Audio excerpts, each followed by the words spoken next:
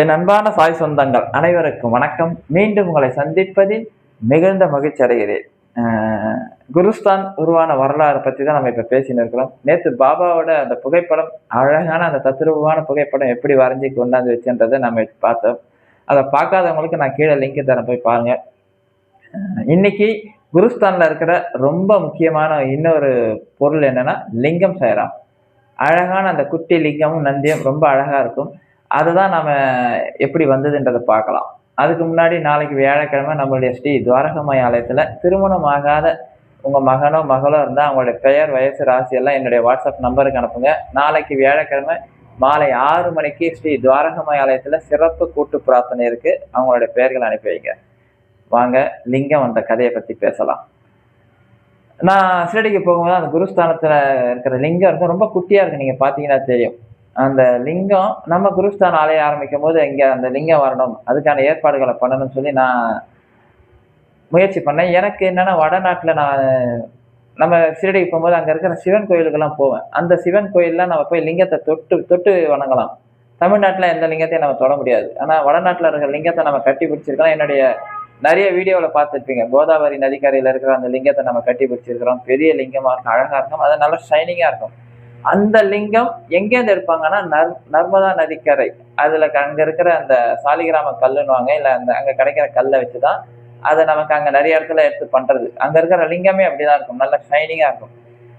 நான் அந்த லிங்கத்தை தான் நம்ம குருஸ்தான்ல வைக்கணும்ட்டு என் மனசுல தோணுச்சு. நான் அதுக்கான விஷயத்தெல்லாம் பார்த்தேன். அப்புறமா நர்மதா நதிக்கரையோரமா இருக்கிற ஒரு கடையோட அட்ரஸ் எனக்கு கிடைச்சது. நான் அவங்க கிட்ட விசாரிச்சுட்டேன். அவங்களும் சைஸ்லாம் நான் சொல்லும் போது ஓகே பண்ணிட்டாங்க, ரேட்டும் சொல்லிட்டாங்க. நான் அதை தான் வாங்கணும்னு முடிவு பண்ணேன்.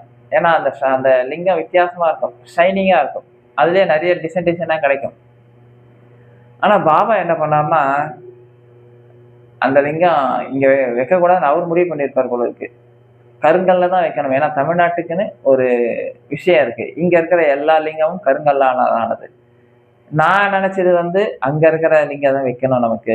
ஆனா பாபா நினைச்சது கருங்கல்லால் ஆன அந்த லிங்கத்தை தான் இங்க வைக்கணும்னு சொல்லி யோசனை பண்ணேன். நான் இந்த விஷயத்தை பத்தி விசாரிச்சுட்டு அங்க நர்மதா நதிக்கரையில ஒரு கடை அட்ரஸ் எனக்கு கிடைச்சது. அவரும் ஹிந்தில எங்களோட பேசி எல்லா விஷயத்தையும் நான் டீட்டெயில் பண்ணேன். சைஸ்லாம் சொன்னா அவரும் விலை சொன்னாரு.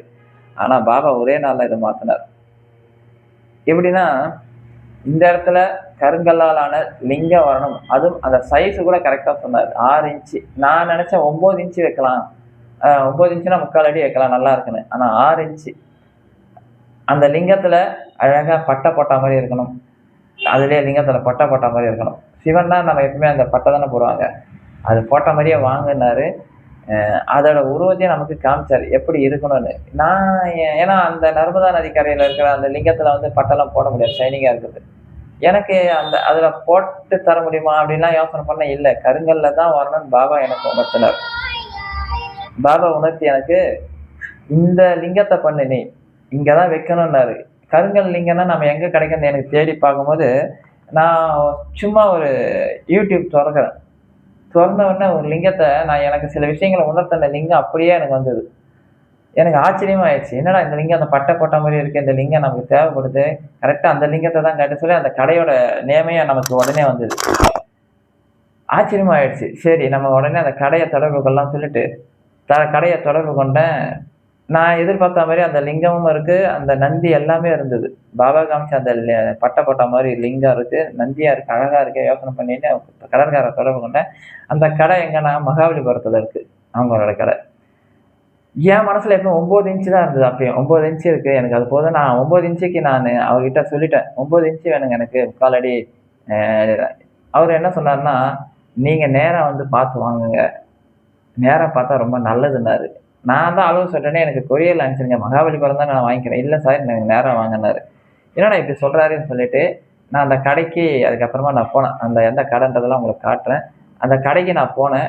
போயிட்டு அவர் 9 இன்ச்சு காட்டினாரு. அது ரொம்ப பெருசா இருந்தது. அப்பதான் தெரிஞ்சது பாபா 9 இன்ச்சுல வைக்க சொல்லல, 6 இன்ச்சு தானே வைக்க சொன்னாருன்னு முடிவு பண்ணி 6 இன்ச்சு காட்டுங்க நானு.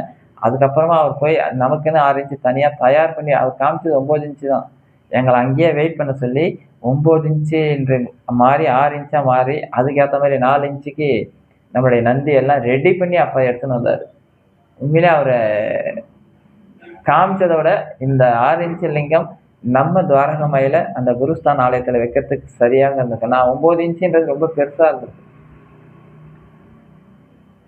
ரொம்ப அருமையா நாம எதிர்பார்த்த மாதிரி அதுல பட்டை போட்ட மாதிரி அவ்வளோ அழகா சந்தோஷமா அந்த இடத்த காமிச்சு அந்த கடையா நம்ம கடையாண்ட போய் நேரடியா வாங்கின்னு வந்து அப்பா அந்த லிங்கத்தை வச்சார்.